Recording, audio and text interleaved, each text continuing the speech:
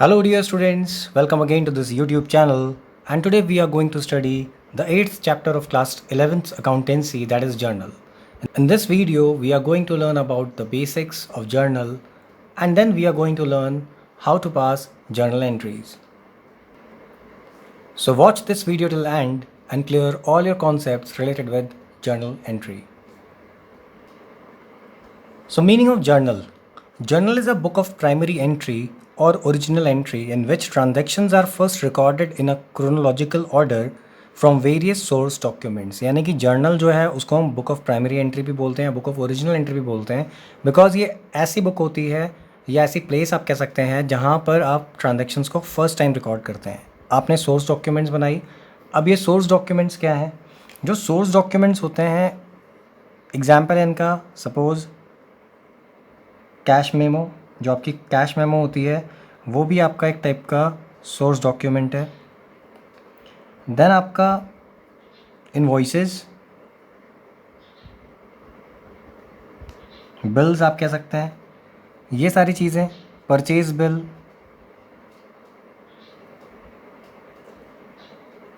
तो ये सब आपके सोर्स डॉक्यूमेंट है, यानी कि ये एक टाइप का एविडेंस होता है, ये एक टाइप के ऐसे डॉक्यूमेंट्स होते हैं जो ये प्रूव करते हैं कि एक पर्टिकुलर ट्रांजैक्शन जो है वो हुआ है. तो इन्हीं डॉक्यूमेंट्स के बेसिस पे, इन ट्रांजैक्शन की डॉक्यूमेंट्स के बेसिस पे ही आप जर्नल को रिकॉर्ड करते हैं सिक्वेंशियल फॉर्म में. Transactions can be recorded in one journal as well as in separate journal too. यानी कि अगर आप चाहें तो ट्रांजैक्शन को आप एक सिंगल जर्नल में भी रिकॉर्ड कर सकते हैं, और इसके अलावा सेपरेट जर्नल्स में भी रिकॉर्ड होती है, यानी डिफरेंट जर्नल्स. एग्जांपल है sales journal, purchase return, sales return. इनको हम स्पेशल पर्पस बुक भी बोलते हैं या फिर सब्सिडरी बुक्स भी इनको कहा जाता है. तो ये इनका एक डिफरेंट नेम है. उसके अलावा स्पेशल जर्नल भी बोला जाता है इनको, यानी कि जैसे स्पेशल पर्पस बुक है तो ऐसे ही स्पेशल जर्नल भी हो सकती है ये.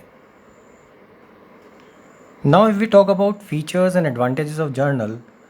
पहला फीचर कहता है डे टू डे ट्रांजेक्शन, या एडवांटेज भी आप कह सकते हैं, क्रोनोलॉजिकल ऑर्डर में होता है ये. तो आपके पास एडवांटेज ये होती है कि आप सिक्वेंशियल फॉर्म में इसको देख सकते हैं. फॉर एग्जांपल आपने फर्स्ट डे से स्टार्ट किया ट्रांजेक्शन, तो फर्स्ट का जो भी ट्रांजेक्शन होगा सेकंड को होगा, थर्ड, फोर्थ, तो ये सब कुछ सिक्वेंशियल फॉर्म में चल रहा होगा. तो बहुत ईजी होता है समझना कि किस पर्टिकुलर डे पे कौन सा ट्रांजेक्शन हुआ था. साथ ही साथ अगर आप किसी ट्रांजेक्शन की एंट्री चेक करना चाहते हैं तो भी अगर आपको डे याद है तो आप उसके बेसिस पे भी उसको ईजिली चेक कर पाएंगे. देन सेकेंड फीचर या एडवांटेज ये है कि पॉसिबिलिटी ऑफ एरर रिड्यूसेस. अब वी ऑल नो कि जो जर्नल एंट्री होती है that is based on dual aspect concept. तो हर एक डेबिट का एक क्रेडिट होगा, यानी कि आप एक फॉर्मेट में रिकॉर्ड कर रहे हैं. अभी आप आगे पढ़ेंगे कि जर्नल का फॉर्मेट कैसे होता है, क्या होता है. तो उस सिचुएशन में पॉसिबिलिटी जो होती है एरर की वो भी रिड्यूस हो जाती है, बिकॉज आपकी debit side is equal to credit side होगी.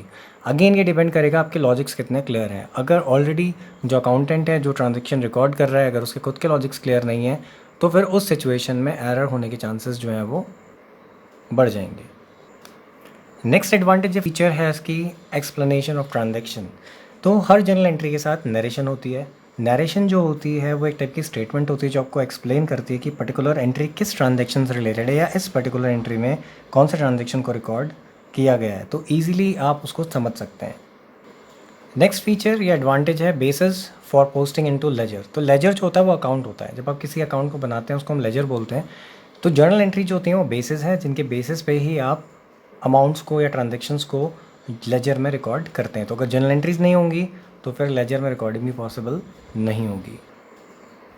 Now if we talk about limitation of journals, in this case it is not suitable for large number of transactions. Journal जो होते हैं वो लार्ज नंबर ऑफ ट्रांजेक्शन्स के लिए suitable नहीं होती. जहाँ पर ट्रांजेक्शन्स का जो वॉल्यूम होता है बहुत ज़्यादा होता है, ऐसी ऑर्गेनाइजेशंस में या उस सिचुएशन में जर्नल जो है वो सूट नहीं करेगी.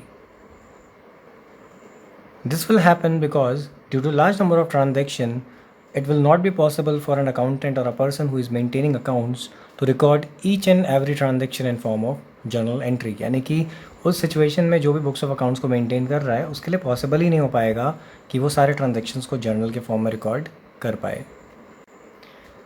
So next limitation is cash balance can not be determined. Actually cash balance क्या कोई भी बैलेंस आप डिटरमाइन नहीं कर सकते जर्नल एंट्रीज से, बिकॉज वो एक सिक्वेंशियल फॉर्म में होती हैं. और आपको अगर किसी एक पर्टिकुलर अकाउंट का बैलेंस चाहिए तो उससे रिलेटेड सारे ट्रांजेक्शन्स आपको पता होने चाहिए.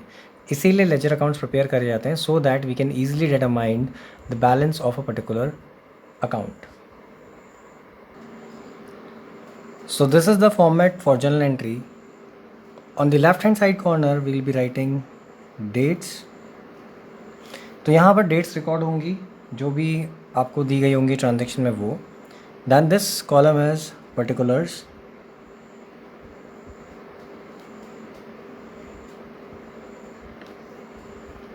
Then next column is LF और we can say ledger folio. इस लेजर फोलियो में लेजर के पेज नंबर्स रिकॉर्ड होते हैं जब आप लेजर पोस्टिंग कर रहे होते हैं तब। This is the debit side और we can say debit column and this one is the credit column. इनको अगर आप चाहें तो आप DR एंड CR भी लिख सकते हैं। तो this is the format how you are going to record journal entries. For example suppose started business with cash है, तो अगर कैश में हम बिजनेस स्टार्ट कर रहे हैं इट मीन्स कैश हमारे पास आ रहा है एंड कैपिटल हमारे पास आ रही है। In our previous video we have learn about the rules of debit and credit. तो कैश को अगर मैं एसेट अप्रोच से लेके चलूँ तो एसेट्स मेरी इंक्रीज़ हो रही हैं, प्लस हो रही हैं। जब भी एसेट्स इंक्रीज़ होती हैं तो वो होती हैं डेबिट।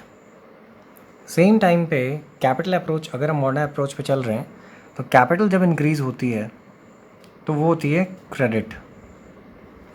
तो यानी कि कैपिटल क्रेडिट हो गई और कैश डेबिट हो गया। तो एंट्री क्या बनेगी, एंट्री में हम लिखेंगे cash account debit to capital. अब एक चीज़ ध्यान रहे आपको कि whenever you will be recording transaction in form of journal, तो जब आप डेबिट करेंगे उसको तो ठीक है आपने ऐसे लिखा, लेकिन जिस चीज़ को आप क्रेडिट कर रहे हैं उसको थोड़ा आप शिफ्ट करेंगे, यानी कि there will be a shift. यहाँ पे गैप होगा, इसके जस्ट नीचे नहीं आएगा, ये सब थोड़ा सा शिफ्ट होगा। अब सपोज अमाउंट थी 50,000, तो we will be writing 50,000 here in the debit column and 50,000 in the credit column.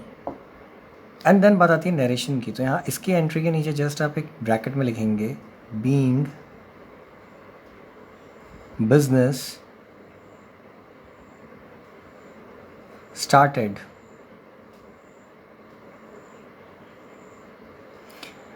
ये एक्सप्लेनेशन है इस ट्रांजेक्शन का कि इस ट्रांजेक्शन में आखिर क्या हुआ है। तो this is how you are going to record the journal entries. And one more thing, जब भी हम जर्नल एंट्री करेंगे तो हम यहाँ पे लिखेंगे journal entries in the books of, यानी टॉप में हमें यहाँ पे नोट करना होगा, हमें बताना होगा कि जर्नल एंट्रीज हम किसकी बुक्स में कर रहे हैं। फॉर एग्जांपल अगर क्वेश्चन में बोला है कि राम श्याम, कोई भी आपको एक नेम दिया है, so you will be writing journal entries in the books of Ram या journal entries in the books of Rahul, Reshma, कुछ भी जो भी आपको दिया है तो अकॉर्डिंगली आप यहाँ पे उसको नोट करेंगे। So this much in today's video. In our next video we are going to learn about how we are going to record transactions in form of journal in some special cases. I hope ये concept आपको अच्छे से समझ में आया होगा। Video को like करें, अपने फ्रेंड्स के साथ शेयर करें एंड चैनल को सब्सक्राइब करें।